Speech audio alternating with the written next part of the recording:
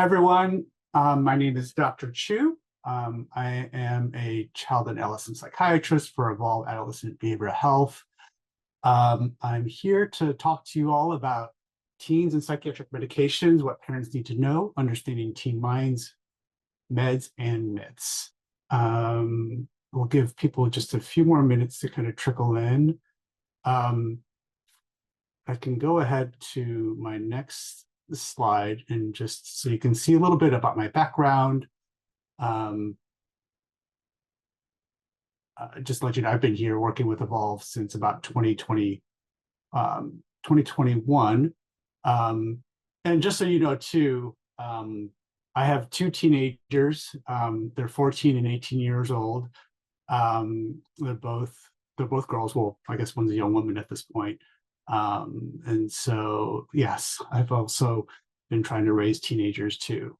All right. Okay, I guess why don't we go ahead and get started then? I think just to kind of mention too, if you have any questions, please put them into the question and answer section, and I'll be happy to answer them at the end of the lecture. And of course, I'll try to weave it into, if it makes sense, to like kind of talk about it as I'm talking about other topics. Okay. Well, let me go ahead and start with the first myth. And myth one is the psychiatrist just gives meds. And as you can see the cartoon, we can prescribe a whole bunch of things, and just to let you know, I've never prescribed cocktail olives to anybody. But that is something that this is something that I hear quite a bit. The reality, though, is that, as you may guess, a psychiatrist is a medical doctor who specializes in treating mental illness and promoting mental health. I bring this up because, there's so many, I guess, beliefs, myths, kind of ideas about psychiatry, especially given all the media, movies, TV shows about psychiatry. And this often comes up because sometimes I'll get kids who will often say to me, as I try to ask them about how they're feeling or how they're doing, or ask them about what's going on in their psychotherapy, they'll be like, well, I don't want to talk about that with you. That's just for my therapist. Now I totally get that. A kid maybe also trying to communicate other things when they say that, like, I don't like you, or I don't trust you, I don't want to talk about that yet. But it is something that I hear quite a bit, and I think a lot of people feel that way too, including parents, where they just kind of feel like, that the psychiatrist is just kind of there to provide the medications. And just to let you know, I went into psychiatry to also really learn the art of psychotherapy, because I went into psychiatry really trying to connect with people on a pretty deep level, because some of my mentors that I saw that were psychiatrists were really effective at connecting with people. And I felt that's been some of the most effective psychiatrists that I've worked with. They really help people through their connections with their patients. And of course, I must admit that we do have some less scrupulous colleagues, who do see families and kids within just like 5-10 minutes. But that's definitely kind of not the psychiatry I try to provide. And I think most of the people that I work with, they really want to try to help the whole person. In fact, psychiatry comes from the Greek word, and part of my Greek, psyche, which means soul and mind, and iatria, I think, and that means healing. So psychiatry generally means healing the soul, the mind.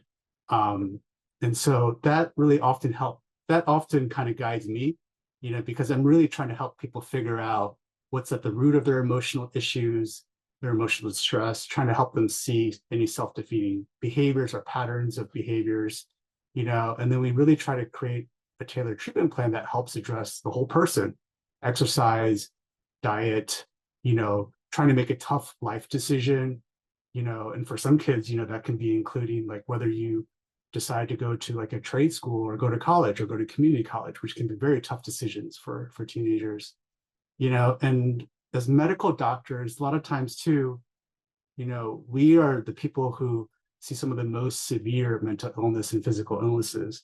And so sometimes for a lot of people, we are just trying to be there and help be supportive while some people are really struggling, because sometimes, it's better to wait and see how things go instead of just jumping onto the latest fad or latest treatment to try to um, just anxiously try to cure somebody. And sometimes just providing that kind of support and that kind of help can really help people get through really tough times. So as you can see, sometimes the best medicine is humor. And I'm kind of dating myself. I'm a kid of the 80s, so Calvin and Hobbes was one of my favorite cartoons. And there's no smartphone here, there's only a television, but the same idea. The second myth that we often hear about is that these medications will change my child's personality. And as you can see here, this is Dennis the Menace. And I realized in my training over time that there are all these cartoons that I saw as a kid that probably exemplified anxiety, depression, ADHD. And I kind of think Dennis the Menace was a classic kind of ADHD kid. And as you can see here in this cartoon, this is a perfect example of no filter. But yeah, that's often a worry about parents, is that the medications will change my kid's personality. But the reality is that we with medications, we can reduce symptoms, not really change who your child is. They can alter the course of a psychiatric disorder and prevent recurrences of distressing, impairing episodes of a psychiatric disorder, such as depression or bipolar disorder. Of course, if it's dosed incorrectly, the medication can make your child seem like a zombie, kind of lose their sparkle or appear spaced out. A related myth, kind of the other ways that we know how these medications reduce symptoms. That's not to say that we have no clue what's going on. We do. For example, we know selective serotonin reuptake inhibitors such as Prozac, they block the reuptake of serotonin back into nerves. And that we know that that's what medications like that do, but we're not quite sure exactly how that may reduce the symptoms of depression and anxiety. That's still kind of unclear. And I do want to mention part of this has to do with a bit of psychiatry's fault, because a lot of medications are classified based on kind of what they're supposed to treat, like an antidepressant, like Prozac is an antidepressant, or like risperidone is an antipsychotic to treat psychosis. But it's a lot more accurate to just say that Prozac is a selective serotonin reuptake inhibitor. I know that's a mouthful, not very convenient, hence the other way has developed. But I think it is more accurate, because what that means is that these medications can have an effect on any psychiatric or even a medical condition that is regulated by serotonin. So, Prozac is also the first-line treatment for anxiety, such as panic attacks, as well as depression. And it has non-psychiatric medical uses, including preventing migraines, treating hot flashes for menopause, and it can address certain types of fainting. I'm going to go through a little bit of biology, just to kind of give you a background. So this is an image of a neuron and the connection between two neurons. So just so you give a little background, neurons make up nerves, and neurons are actually the part of the nerve where it kind of connects from one nerve to the other. Just a little fun fact, the longest neuron is actually part of our sciatic nerve. It goes from the lower back to our toes. It's 3.3 feet. And just to give you an idea of how thin it is, it's just under the thickness of a piece of hair. Humans, the smallest thing humans can see is a piece of hair, just slightly thinner than that. So if you can imagine something slightly thinner than your strand of hair that stretches from your lower back to your toes, that is potentially one of the longest neurons. And how they work is that they connect with other ones and they send signals. And as you can see here in this slide here, these little dots represent something like serotonin, dopamine, these chemicals that go from one neuron to the other to communicate and create like an action between nerves. And we have these different parts of the neurons here. For example, here we have a receptor that brings back serotonin and dopamine into the neuron, so it can be recycled. And here you can see things like serotonin go into the next neuron, and these are receptors that kind of get activated by these chemicals. Now, these medications will block or interact with certain parts of these neurons. So like the classic one, Prozac, selective serotonin reuptake inhibitor, means it actually blocks this little reuptake protein that brings back serotonin into the neuron, which means if that's blocked, you're going to have a lot more serotonin in here to interact with the other neuron. So that's one example of how these things kind of work, and these different medications work on different areas. Some parts block this receptor, and that's going to create an effect. You know, some places, some other medications affect how well these chemicals are broken down, which will also increase how much serotonin, dopamine, these different chemicals are in our body. So I'm going to go over kind of the common psychiatric medications we use. I'm going to go through this kind of quickly because it's a bit of a long list, so just bear with me. As you know, the most common one, as you probably have heard of, are selective serotonin reuptake inhibitors like Prozac. There's other ones that block the reuptake that are reuptake inhibitors for serotonin and norepinephrine. Another one, the common one that we use in psychiatry for teenagers, is duloxetine or Cymbalta. There are just norepinephrine reuptake inhibitors, and the most common one is Strattera or atomoxetine for ADHD. As you may have heard of Wellbutrin, that is a reuptake inhibitor for dopamine and norepinephrine, which can help with depression, anxiety, and somewhat ADHD. And then we have the stimulants for ADHD. Stimulants work through a different mechanism to increase the amount of dopamine and norepinephrine in neurons. There are these blood pressure medications called alpha-2 agonists, and they are used to treat ADHD and somewhat with anxiety. And then we have what people may have heard of, like mood stabilizers and antipsychotics. And these are dopamine type 2 receptor inhibitors, and they block this other serotonin receptor subtype called serotonin HT2A. I know there's a lot of kind of jargon there, but basically they block that receptor on the other side of the neuron, and that will create an effect. Now, there's a medication called lamotrigine and another one called valproic acid. And these are actually medicines that were developed in neurology to treat seizures. So they block sodium channels in neurons that helps basically calm down the nerves. What's been found is that they're actually helpful in psychiatry too. For example, lamotrigine helps with bipolar depression. Valproic acid is also helpful in bipolar disorder too, and it can help with aggression too.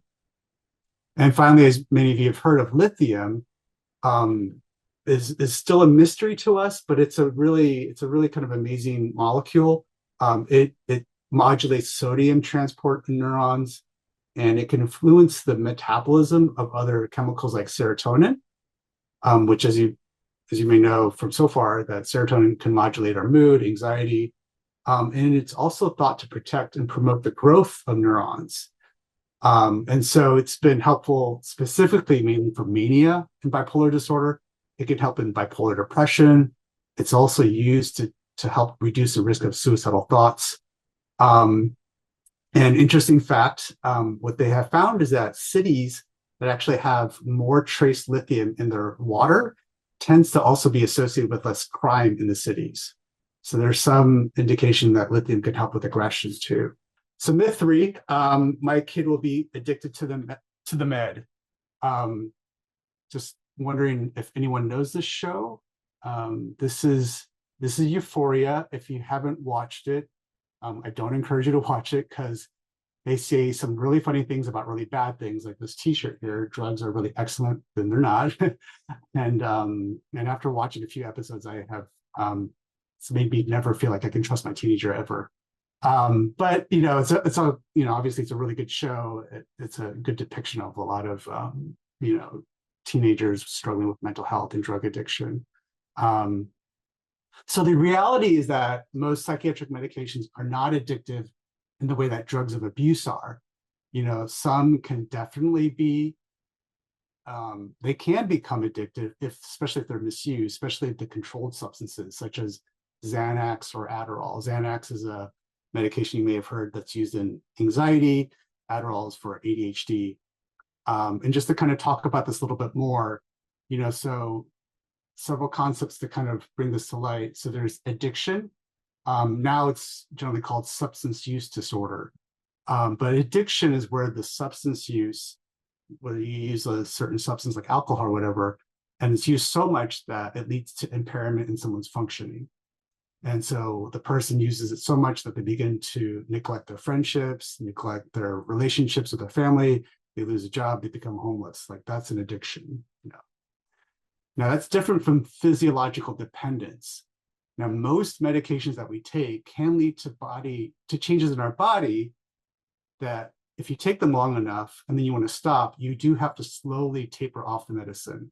Otherwise, your body will not like that, not be happy, and you can have problems, such as like if you're on blood pressure medications every day, you probably have been told to slowly taper off. Otherwise, you might have a spike in your blood pressure. This is important because for some kids with ADHD, we give them guanfacine or clonidine. Those are 2 blood pressure medications. And at higher doses, you can't just stop it. Otherwise, there might be a blood pressure spike, which can be dangerous. It usually doesn't happen, but it is something that we have to kind of be aware of. And then there's controlled substances. So as you may have heard, there's a group called the Drug Enforcement Administration. They schedule all the different medications that doctors prescribe from 1 to 5. Schedule 1 drugs have supposedly no medical benefit and are at high risk for addiction. Marijuana, as you may have heard, still is Schedule 1, but other drugs like PCP, other drugs of abuse are Schedule 1. Just to let you know, Schedule 2 drugs, pretty high risk for addiction versus their benefit, include ADHD medicines like Adderall and Ritalin, which if you have a kid on one of those medications, you may have been aware how hard it is to get refills. It's there's a lot of monitoring required to use those medications. The medications that we prescribe, like Prozac or Lamictal or risperidone or Abilify, those are Schedule 5, meaning that it's very, very low risk for addiction and much higher likelihood of medical benefit. Because a lot of these are based on balancing medical benefit and risks. And of course, depending on the mindset, almost anything can be misused and contribute to addiction. So like, for example, workaholic. So the other myth is that I often hear is that supplements, vitamins, herbs are safer. Here we have this chemical structure for a supplement called L-tryptophan. This is a slide of a blood sample, and all these little red little cells are eosinophils.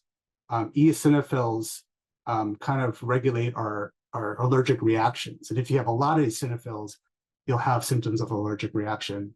And here you can see what that can look like. This is specifically from a specific disease called eosinophilic myalgia syndrome. And I'll kind of go over this. So the reality is not necessarily most over-the-counter vitamins, herb supplements, they aren't as studied or regulated as thoroughly as prescription medications. So it's a little bit like buyer beware when you're buying supplements. And then what I was describing before, L-tryptophan, it was used back in the late 80s as a supplement for depression and anxiety. And later on, it became apparent it was associated with this really rare and serious condition called eosinophilia myalgia syndrome. And you would get issues like where you would have swelling, redness, a rash like that person's foot. And it ended up leading to 37 deaths, and the FDA ultimately recalled the product. So it's not available anymore. Instead, nowadays, we have something called 5-hydroxytryptophan. And now that's relatively safe. It's rarely ever associated with EMS, but it is a closely related molecule to L-tryptophan. Another example of this is, as you may have seen in a recent NPR story with the title, Teens Are Trying to Bulk Up on Protein Supplements, what should parents watch out for? As you may have heard, some teenagers, especially guys who are playing football or really into bodybuilding and gymnastics, are trying to use these protein supplements to really kind of get strong and big. But I just had a patient actually who's a football player and into gymnastics, who's using so much creatine that he ended up damaging his kidneys. Because when there's too much protein in the body, it can cause a protein overload on the kidneys. So, I always recommend to parents, when you want to start a supplement or herb, practice good web search practices, looking for credible multiple service sources with converging evidence. Whenever I have a kid in our residential treatment facilities and a parent wants to start, wants to continue a supplement that they've been using, I always kind of double check and make sure it's safe like that too. And for the most part, I would agree that most supplements that you get over the counter are fairly safe, but there are some instances where it can be an issue. All right, myth 5. Meds will just numb my kid and they won't really address the root cause of their problems. I love this cartoon. Ask your doctor if taking a pill to solve all your problems is right for you. So obviously not. That's not what I want to do, is to give kids and adults pills to solve all their problems. So in reality, this can be partially true if the medication dose is wrong. So risperidone is one of those dopamine serotonin antagonists that is usually used to treat psychosis. It's also a mood stabilizer. It can be used to treat aggression too. But if you give a lot of risperidone, you can look like a zombie. You're pretty numb. You're not interacting much. But that's not really the goal of treatment like that. We're really not trying to get people to feel numb like that. The goal is to try to reduce the symptoms enough so that your child can resume appropriate development, engage fully in their treatment plan, like the psychotherapy, the family psychotherapy, and try to get them back participating in the things that they really enjoy doing, like whether that's soccer, art, dance. If you feel your kid looks too sedated, if they're complaining about feeling numb, or they're not fully present, definitely tell your psychiatrist or doctor. The dose might need to be changed. On the other hand, some sedation is not uncommon, and the degree that's somewhat tolerable is if it's allowing your kid to do the things that they want to do, but they feel kind of off, like they have a cold or something like that, it'll likely get better and better and go away and be transient. Obviously, if it persists, it keeps bothering your kid, you're seeing they're having a difficult time, definitely call the psychiatrist or the doctor. Another myth I hear about is my kid will be on these medications forever. And in reality, though, many children, psychiatric medications can be used intermittently and temporarily. So for example, medications that we use for ADHD, like Ritalin, these medications regulate dopamine. Many kids can take breaks from these medications over the summer or on weekends. They can use them as needed sometimes. Some kids do need to take them every day, though. It just really depends on the case. Other medications like the SSRIs that I mentioned, like Prozac, that are used to treat depression, anxiety. A lot of times, if a kid responds to it really well, and they've been stable on it for 9 to 12 months, you can try them off of it after that. The idea being that they may have changed and improved enough that once you take the medicine off, those changes will stick. The other thing too, just to kind of backtrack about ADHD, ADHD is conceptualized as a neurodevelopmental disorder, meaning that a lot of times the symptoms change as kids get older. So like the hyperactivity tends to decrease with time, and roughly 25 to 50% of people don't fully meet criteria for ADHD as adults. They may still have symptoms of it, like distractibility, disorganization. But what that means is that as they get older, they may not need as much medication. Other things that they do can be helpful, like if, they're not the most detail-oriented person, but, like a lot of ADHD people are not, if you have like an assistant or a secretary who can handle the details of your day, then you can focus on the things you really enjoy doing. You probably don't need the medication. But but other psychiatric conditions, such as the more severe ones, such as bipolar disorder or schizophrenia, where biological factors play a large role, these often do require years of medications, and for some people for their entire lives. But it is limited to some more of these severe mental illnesses. So, this kind of is all leading towards what I think is important, and gets into kind of like, what are we trying to do with these medications? So the way I see it is to try to get your kid back on track. And one way to kind of break this down is these ideas of developmental lines. This is a concept developed by Anna Freud, who was a psychoanalyst, and yes, she was the daughter of Sigmund Freud. So this is like back in the 1950s and 60s, and she was actually one of the first child adolescent psychotherapists in the day.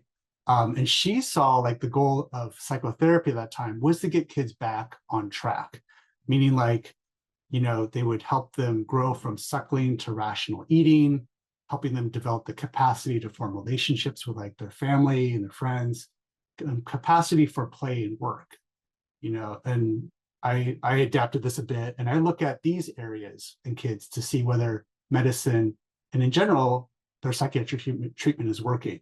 So I look, are they back on track for academics? Are they able to get a job? How are their friendships? Are they able to make friends, keep friends? How are the family relationships? Has the constant arguing in the family decreased? To now people are getting along, like you can go on a family vacation and not always fight every day.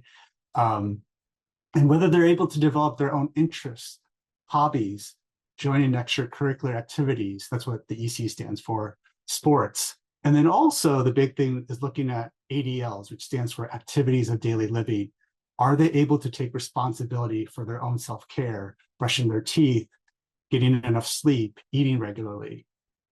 So, I get this question quite a bit. How do I know if a medication is helping or hurting my teen?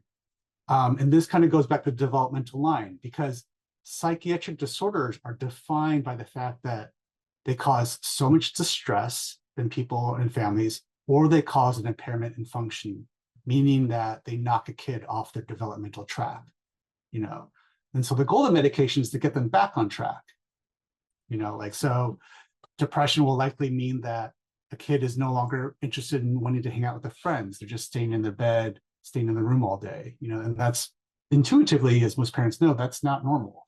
There's something going on, So the goal is to get them back on track, hanging out with their friends, wanting to see their friends, Now, there's the situation though where I think people have noticed that, what if they're back on track, but your teenager still says like they're still really depressed or anxious, or they're kind of complaining nothing is working, that I'm going to get into that in a second. But just to add to this about how to know if the medication is helping or hurting, in order to get them back on track, the frequency of visits with a psychiatric practitioner, usually I see them every 1 to 4 weeks until a kid is back on track, until they're stable. And then for many conditions, we will do psychiatric visits every 3 months to maintain these gains. So getting back to that issue of where your teenager is saying like, I'm still anxious and depressed, but you see that they're doing really well. They're kind of back on track. They're back in soccer, their grades have gotten better, but then their kid is, your teen is still complaining like, I'm not happy, or I still have a lot of suicidal thoughts. Like I see that quite a bit, and that's quite disconcerting to a lot of families, to parents. So this kind of gets, at, I think, one of these kind of fundamental questions, like, how do you determine if someone's really better? Which kind of gets to this question of like, what is happiness, I think. For the pragmatist, this kind of means like, how do I talk to my teen about psychiatric medications? What should I ask a psychiatrist before starting medications? And I think this gets at to the fundamental question of expectations. When you come in to see the psychiatric practitioner, the psychiatrist, what are you hoping is going to change? What does your kid hope will change? And then what does the psychiatrist think is going to get better? And for the most part, everybody kind of agrees, right? Like if you're depressed, you're not doing well in school, you've lost your friends, everyone's kind of upset about that. And for most people, it's pretty easy to be aligned on those goals. But it's not uncommon that these expectations are misaligned. For example, your child just wants to feel happier, and then you want to see their grades improve and to have them stop being disrespectful, rolling their eyes at you, and then maybe the psychiatrist kind of thinking like, well, maybe we can get them back onto typical development, which could include them not going to a four-year college and going to like a different path. It may also mean that your kid will be more assertive, which can cause a little bit of pain at first because now they're speaking up more. That could lead to arguments, but in a lot of ways that could be part of normal development. So you can see sometimes the expectations can be misaligned. So what I try to do often is I try to kind of revisit what are we expecting to see change throughout the treatment. And so I think it's important that families talk together about like, what are we hoping will become different? And I think it needs to be revisited, revised while throughout treatment, because psychiatric treatment, including medications, it's a process, since teens and you too, hopefully, they're always changing, as they grow up, and a lot of times in psychiatric treatment, I'm working with parents too, to try to help them kind of adapt and kind of change to the situation, So, a big part of this is trying to be clear about what your expectations are from treatment going to be. Now, to get into like side effects. So is the medication hurting my teen? So first of all psychiatric medications have a risk of side effects, but not all side effects always occur. The majority of side effects, such as nausea, headaches, fatigue, they only occur in about 10 to 20% of patients. Most, like 90% of these side effects are not permanent.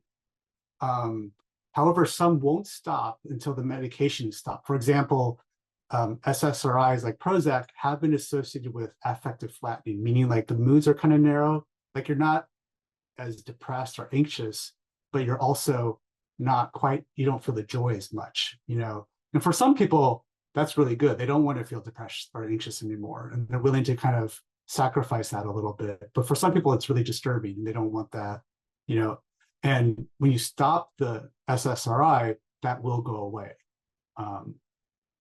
And then most 90% of side effects are dose-related. Weight gain can happen with medications that affect serotonin and dopamine, things like the antipsychotics or the mood stabilizers. And sometimes this can be for some of those medications, it can be as frequent as 50% of the patients. There's other medications in those classes where it's pretty much zero. But despite that, the weight gain, there's a lot of different interventions that can help minimize that weight gain, like diet, exercise, some of the pre-diabetes some of the diabetic medications like metformin can also help with those side effects, those weight gain side effects. Some medications are associated with suicidal thoughts. The SSRIs, the SNRIs, and the NDRIs like Wellbutrin or duloxetine, Prozac have been associated with suicidal thoughts. It is pretty rare. It's in about 1% to 4% of patients. None of these studies have linked it to someone dying by suicide. There are no deaths by suicide in these studies. And it tends to be limited to the first month of treatment as the dose increases. The interesting thing about this side effect is that it seems to be limited to this age group. Because once people get older into their 20s, 30s, 40s, we don't really see this risk anymore. It seems to kind of go away. And actually, for elderly, it seems to decrease the risk of suicidal thoughts.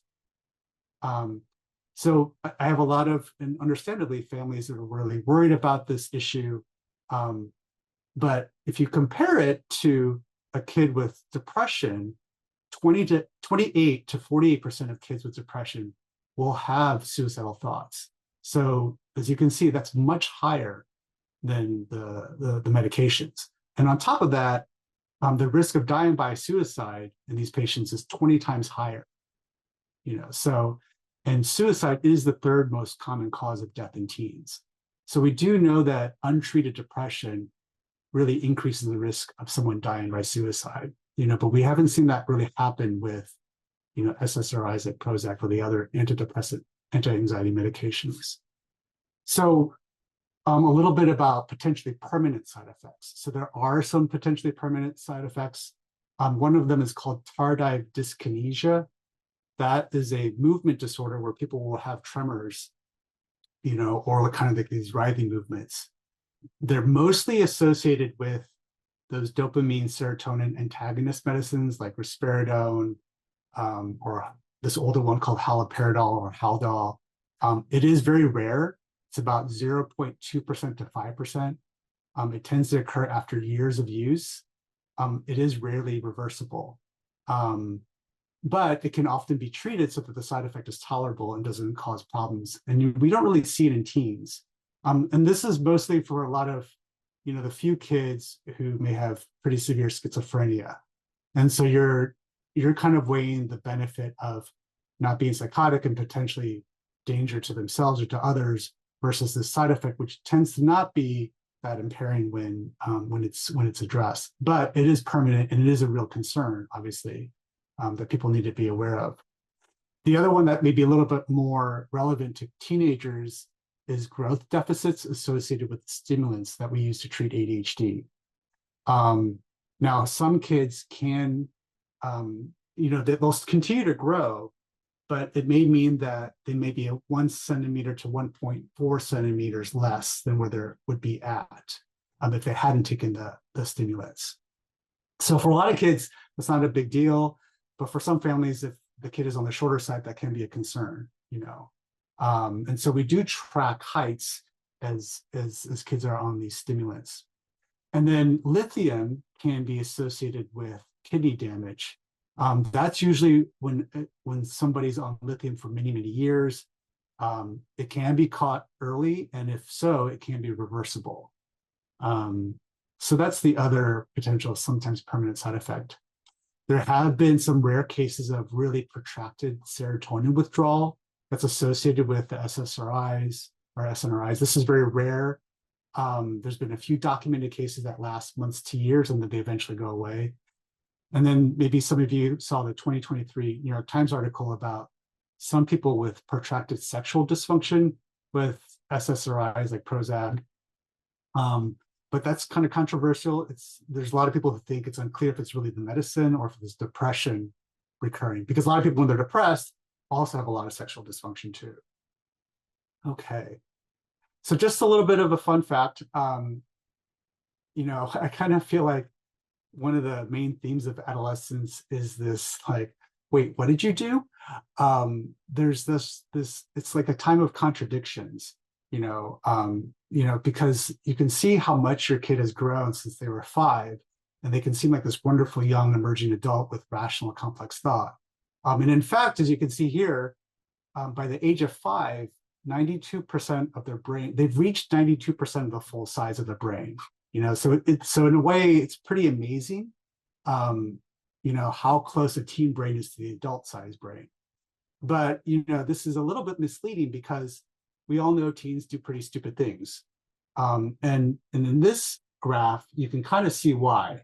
This shows the maturation on the y-axis of the limbic part of our brain. That part of our brain is more primitive. It kind of regulates the way we respond to rewards, regulates more of our basic emotions like anger, feeling happiness. And that part of our brain actually develops faster. As you can see here, as people get older, it develops faster than the prefrontal cortex. And the prefrontal cortex is the more advanced part of our brain that helps to restrain the more primitive parts. It helps us with foresight, planning, patience, restraint. And so as you may have heard, this is kind of why teenagers aren't quite ready to, start driving at the age of 14. We have all these kind of precautions, So, this is why, your kid will do something really boneheaded, like, for example, they decide that they don't get algebra, they're going to use AI to try to get past it so that no one will notice or care. But then, 5 years later on, they realize in their 20s, like, oh, I really needed algebra for this stuff, So that's why you get sometimes this incongruence in development. I bring this up because there's a big question a lot about, will medications affect brain development? And I think what a lot of parents are asking about is this related question of, will these medications lead to future neurodegenerative disorders, such as dementia? And unfortunately, we don't have good long-term studies to address this question. We just don't know. So in general, most psychiatrists will suggest a trial off medications if that's warranted. So unless your team has a more severe type of mental illness, such as schizophrenia or bipolar disorder type 1, the more severe types, ask your psychiatrist if they can come off the medication if they've been stable for about a year. But fortunately, schizophrenia, the more severe types of bipolar disorder, are pretty rare in teenagers. So a lot of families are in that situation. If they are, though, a lot of times kids like that do need to take medications for many years. And then I think this kind of leads to the next question that I get a lot: is therapy better than meds for teens? And so it depends. In general, the more genetically or neurologically based mental disorders, which means like 60 to 90% of the mental illness is due to genes or some biological condition, then the more effective medications are than psychotherapy, which is kind of intuitive, right? Depression and anxiety are less genetically driven. Genes make up about 30 to 50% of depression and anxiety. So it's not uncommon to see studies show that psychotherapy alone may be or even more effective than medications. There are some caveats, like for autism spectrum disorder, ASD, we don't quite have a medication yet that addresses some of the core social deficits of autism spectrum disorder. And on the other hand, psychotherapy can be effective for the more genetically, neurologically based mental disorders, such as bipolar disorder type 1. A type of therapy helpful for bipolar disorder type 1 is family-focused therapy, where they help families decrease how intense they get about arguing, about being critical, about the kid having bipolar disorder. Bringing the temperature down can really help decrease the likelihood of kids having more manic episodes. And as you may guess, combination treatment is usually the best. So there was a landmark study in the early 2000s called the Treatment for Adolescents with Depression study. And here you can see, these were the results of it. At 12 weeks, the response rates were highest for combination therapy, meaning medication and psychotherapy. And then the next effective was followed by fluoxetine Prozac alone. 60% of people responded to that. And then cognitive behavioral therapy. That was 48%. By 36 weeks, by 9 months, as you can see here, combination therapy still has the highest rates of response, 86%, compared to Prozac, fluoxetine, 81%, and cognitive behavioral therapy, 81%. So it's still better, but as you can see, by 9 months, most people were getting close to the same 86% of combination therapy, including just CBT alone. So I think one of the takeaway messages for that is that, medications can help, and they help accelerate the rate of improvement. A flip side of this, and this was a study in adults, you can see where therapy really shines though, because for anxious, depressed adult patients who received therapy had more sustained improvement than patients who only received medications, which kind of like fits most people's intuition. In psychotherapy, you're learning ways to cope better, you're addressing problems from your past, or you're helping make better decisions, and it is kind of borne out by the studies. So in general, which is part of the reason why I went to psychiatry, I always try to intertwine psychotherapy with medications. And, I think the last reality that I just want to kind of go over is that there's still a real strong stigma against mental health. And I think that's why, there's still so many myths there's so many fad treatments, and there's so many hyperpolarized beliefs about psychiatric medications, especially when we use it in children and teenagers. For example, I still sometimes hear from parents and teens that they think I get a kickback from insurance companies or the pharmaceutical companies for prescribing medications. That's definitely not true. I don't get any money for writing prescriptions. And in general, if I'm writing prescriptions, I'm trying to use the one that's generic, because that's going to be covered by your insurance and that has a lot of evidence base, And in general, my prescription for teenagers to get better, a big thing is structure, having routine, waking up at the same time, going to bed at the same time, having times to eat regular meals. That kind of routine helps a lot. And I see that in our residential treatment facilities. A lot of kids just start sleeping better because there's a bedtime that they have to go to bed at the same time, and without any medication. Helping them master a skill like a hobby really helps out a lot too, helps them feel good about themselves. And then, from the environment, from parents, family members, friends, having understanding, validation, and acceptance. And of course, sometimes medications, I think can really help kids thrive and grow and get back on track. All right, so we're at the end. I do want to thank everybody for attending our parent workshop. I encourage you all to check out our other workshops that we have for parents. They have a great library of webinars for parents. And I wish you guys all the best. I hope things go well for you and your family. All right, take care.